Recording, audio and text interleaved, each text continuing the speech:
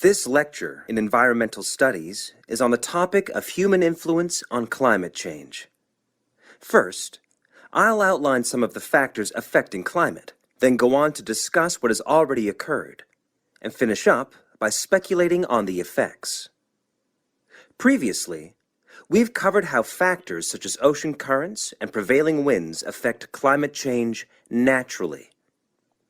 However, the influence of human activity on climate is what I'll talk about today. At first, the effect on the climate was relatively small. Trees were cut down to provide fuel for fires, and, as we know, trees absorb carbon dioxide and produce oxygen, so the amount of carbon dioxide in the atmosphere would have increased, but not noticeably. So, in what ways has human activity really impacted on the climate? A major contributor was the advent of the Industrial Revolution at the end of the 18th century, combined with the invention of the combustion engine. In addition, Earth's burgeoning population has had a marked effect on climate. The first two factors saw increased amounts of carbon dioxide being released into the atmosphere from the burning of fossil fuels, such as coal and oil. The final one, human expansion, has resulted in deforestation on such a scale that the extra carbon dioxide in the air cannot be soaked up and converted into oxygen by the remaining trees. Okay, so what has already happened? Well, global temperatures have risen by 0.6 degrees Celsius in the last 130 years. Levels of carbon dioxide, methane, and nitrous oxide gases have escalated. Carbon dioxide concentrations have climbed by 30%, and methane levels have increased by 145% since the beginning of the Industrial Revolution. Gas, produced by fossil fuel extraction, livestock, and paddy fields, is primarily responsible for the growth of methane levels. Nitrous oxide, or N2O, comes from natural sources, wet tropical forests, for instance.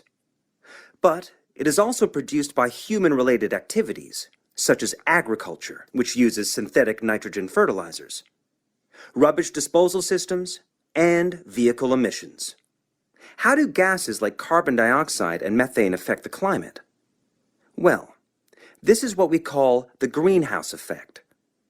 Under normal conditions, the sun's rays hit the Earth and some are reflected back into space. However, these gases, CO2 and methane, create a barrier in the atmosphere, which prevents a proportion of the sun's rays from being reflected back into space. And, instead, the gases become trapped in the atmosphere. It's simple, really. Because the sun's rays can't escape, the Earth heats up. What are the possible effects? Firstly, a rise in sea levels. We already know that the Arctic ice cap has melted and shrunk considerably, and great chunks of ice have been lost from Antarctica. In 1998, it was reported that 46 million people lived in areas at risk of flooding, and the number of people at risk will increase significantly if sea levels rise. It is estimated that a rise of only 50 centimeters would put that number at 92 million. Further projections would see a rise of 1 meter put 118 million people in danger of losing their homes and livelihoods, not to mention the loss of prime, fertile farmland. Experts predict a rise of at least 50 centimeters over the next 50 years or so. Secondly, there would be a modification of vegetation zones, with changes in the boundaries between grassland, shrubland, forest, and desert.